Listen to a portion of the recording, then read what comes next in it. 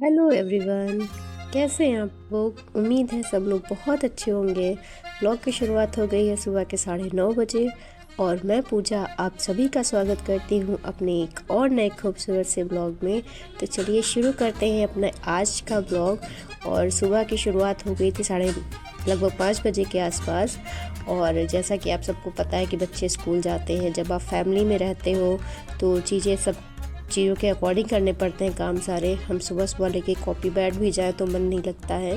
हालांकि सुबह सुबह कभी कभी जब बच्चों की छुट्टी होती है तब शुरुआत कर देते हैं, तो सबसे पहला काम पढ़ाई का ही होता है, उसके बाद किचन में लगते हैं। लेकिन जब से बच्चे स्कूल जाने लगे हैं तब से ऐसा हो गया है कि पहले बच्चों का टिफ़िन तैयार कर दो, जो ज़रूरी काम है उनको निपटा दो और उसके बाद फिर पढ़ने बैठो। अभी यहाँ पर मैं अपना फर्स्ट स्लॉट लेके बैठ गई हूँ। और जैसा कि मैंने बताया था कि मैंने मॉडर्न हिस्ट्री और इंडियन ज्योग्राफी से स्टार्ट किया था, तो 1 रिवीजन हो चुका है, ये 2nd रिवीजन स्टार्ट किया है।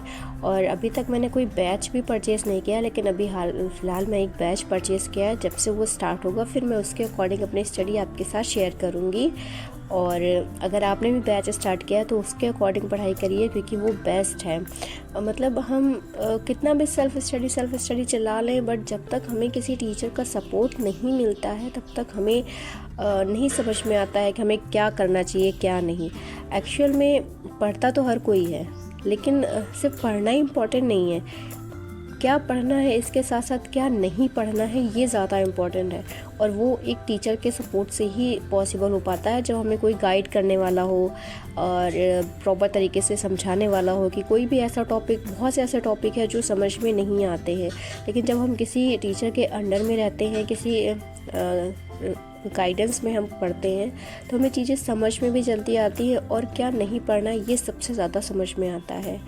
तो फ़िलहाल जब से एग्ज़ाम की डेट आ गई है तब से रोज़ एक दिन कम ही हो रहा है। और जैसे कि 1 अप्रैल का है ये मेरा ब्लॉग और अपलोड 2 अप्रैल को होगा, लेकिन ये 1 अप्रैल का रूटीन है। तो 1 अप्रैल से 27 जुलाई तक लगभग हम देखें तो 115 या 115 दिन ही मान लेते हैं, क्योंकि 2-4 दिन तो इधर उधर होने हैं। तो जैसा कि अभी किसी ने नहीं भी शुरू किया था, कि मतलब डेट नहीं आ रही थी, सोच रहे थे क्या करें, कुछ और पढ़ लें, क्यों इसमें समय वेस्ट करें, तो उनके लिए बेस्ट टाइम है अभी से शुरू करें।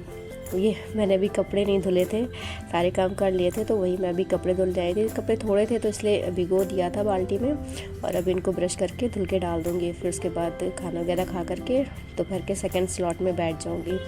हाँ, तो मैं बात कर रही थी कि अभी से शुरू करें तो क्या करें। देखिए, आपके पास सिलेबस है, प्रीवियस ईयर क्वेश्चन है, ठीक है, आपको अच्छे से पता है कि अभी आपको पढ़ना क्या है।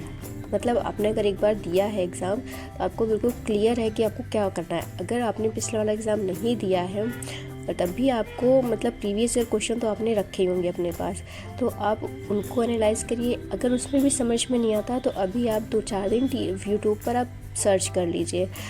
कई सारे टीचर्स हैं, जैसे एग्ज़ामपुर में भी अच्छे से पढ़ाया था, डिकोड एग्ज़ाम उन्होंने भी बहुत अच्छे से समझाया था। और सबसे अच्छा RWA के जो टीचर्स हैं उन्होंने बहुत अच्छे तरीके से पढ़ाया था। तो आप उनके वीडियोस को देखिए, उससे आप एनालाइज कर सकते हैं कि आपको क्या पढ़ना है क्या नहीं पढ़ना है। RW की अभी यूट्यूब पर भी क्लासेस चल रही हैं, अगर किसी ने बैच परचेस नहीं किया है तो उसमें से भी कर सकता है। बहुत अच्छे तरीके से समझाते हैं।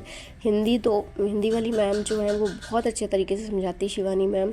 मैंने पिछला जो 60 क्रैश कोर्स था 60 डेज़ का, वो मैंने वहीं से किया था और बहुत अच्छे तरीके से समझ में आया था, तो वहाँ से भी कर सकते हैं। तो कहने का मतलब अभी आपके पास एक सफिशिएंट टाइम है। एक प्रॉपर तरीके से आप 3 महीने की स्ट्रेटजी बनाइए और उसके अकॉर्डिंग आप अपनी स्टडी शुरू करिए। बहुत टाइम है, आप 1.5 महीने में 1 रिवीजन करिए, 20 डेज़ में 2nd रिवीजन करिए, बाकी बचे हुए दिनों में 3rd रिवीजन करिए। 3 रिवीजन इज़ इनफ। किसी भी एग्ज़ाम को क्रैक करने के लिए 3 रिवीजन बहुत है, अगर आपने ढंग से पढ़ा है तो अभी ये मेरा 2nd स्लॉट है और मैंने टाइमर के साथ पढ़ाई शुरू करी थी, तो आज लगभग 3-3.5 घंटे में कवर हो पाया था। टाइमर के साथ इसलिए करना चाहिए कि हमें एक्चुअल में पता रहता है कि हमने अपनी पढ़ाई को आज कितना समय दिया है। और कितना अच्छे तरीके से हम इसको और यूटिलाइज़ कर सकते थे। हालांकि एक बार पढ़ चुके हैं तो पढ़ने में ज़्यादा टाइम नहीं लगा, जल्दी रिवीजन हो गया, इसलिए 3 घंटे में सब चीज़ें कवर हो गई। इंडियन ज्योग्राफी, और ये मेरा सेकंड स्लॉट था, इसमें मैंने विलोम शब्द पढ़े थे। और विलोम शब्द मेरे पास हिंदी के लिए डिकोड एग्ज़ाम की बुक है, जो कि बहुत अच्छी बुक है, मतलब मैं जितनी तारीफ़ करूँ उतना कम है। इससे पहले जो री एग्ज़ाम हुआ था उसमें काफ़ी ज़्यादा, मतलब 55+ क्वेश्चन इसमें से आए थे। अब 2-3 क्वेश्चन का तो एक्सेप्शन हर उसमें रहता ही है, तो उसका कोई इशू नहीं होता है। 50+ क्वेश्चन, 55+ क्वेश्चन थे इसमें से।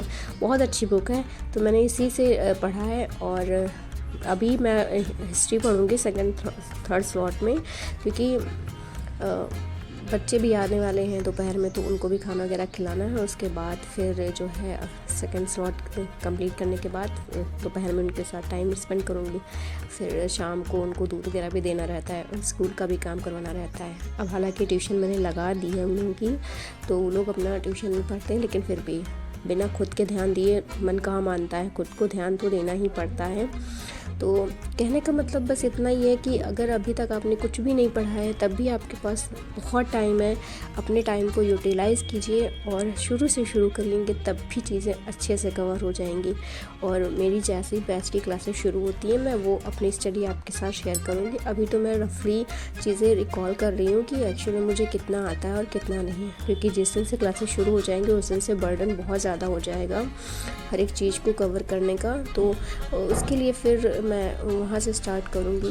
तो अभी तो मेरा ये दोपहर का स्लॉट है और काफ़ी अच्छा रहा, बच्चे वगैरह सब अपना खेल कूद रहे हैं और टाइमर के साथ किया था तो अच्छा रहा। अभी शाम के 5 बजे हैं।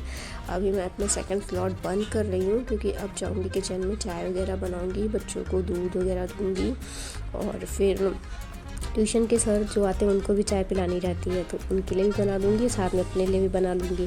तो ये चाय फ़िलहाल बन गई है, अब निकाल के उनको दे देंगे। फिर अभी 1-1.5 घंटे का टाइम है, क्योंकि अभी 5 साढ़े 5 बजा था, तो खाना वगैरह शाम के 7 बजे से ही बनाते हैं। तो अभी 1-1.5 घंटे का टाइम है। अगर मैं रिवीजन करूँगी तो रिवीजन जो मैंने आज पढ़ा था वो रिवाइज़ कर लूँगी और कल की स्टडी फिर से नए टॉपिक से शुरू हो जाएगी। तो आज के ब्लॉग में बस इतना ही। मिलती हूँ आपसे एक और नए ब्लॉग में, तब तक के लिए बाय, टेक केयर।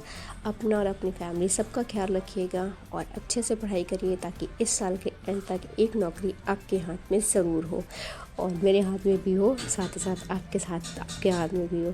तो मिलती हूँ आपसे एक और नए खूबसूरत से ब्लॉग में, तब तक के लिए बाय बाय, टेक केयर।